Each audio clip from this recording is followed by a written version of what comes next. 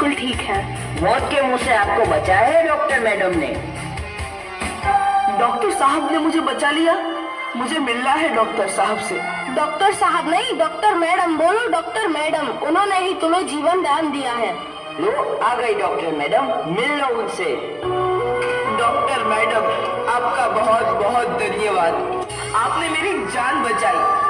इसके बदले में मैं गरीब भला आपको क्या दे सकता हूँ? वचन, वचन चाहिए मुझे कि कभी ये नहीं कहोगे कि लड़कियाँ कुछ नहीं कर सकती। वचन?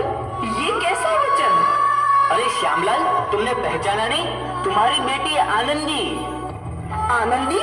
मेरी बेटी आनंदी? डॉक्टर?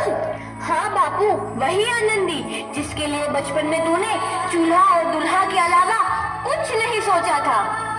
आनंदी, आनंदी मेरी बेटी, मुझे माफ कर दे। मैं तेरा गुनहगार हूँ बेटी। नहीं नहीं बापू, वही आनंदी जिसके हाथ पीले करके तुम उसकी सारी जिंदगी काला कर देना चाहते थे।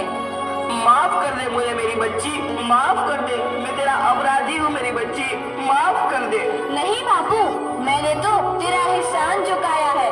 याद है ना अपना एहसान जो बचपन में तुमने मुझ पर किया था? ताने सुना सुना कर जीते जी मार डाला था मुझको। अब बोल, और किस किस को मारेगा? आनंदी बेटी, मुझे माफ कर दे मेरी बच्ची, मैं तेरा गुनहगार हूँ।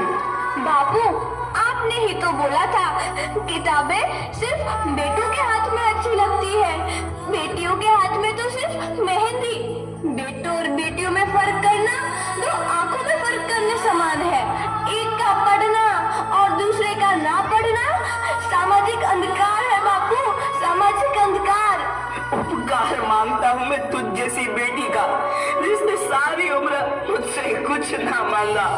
मांगा तो सिर्फ बराबरी का दर्जा। वरना सच तो यह है कि मैं तेरी माफी के लायक भी ना हूँ। मुझ जैसा बाप तेरी बराबरी कर सके, उसके मैं लायक भी ना हूँ मेरी बेटी, मैं लायक भी ना हूँ। अपने बापू को क्या माफ नहीं करोगी आनंदी? माफ कर दो आनंदी, माफ कर दो। सुबह का भूला यदि शाम को घर लौट आए तो उसे भूला नहीं कहते। बापू।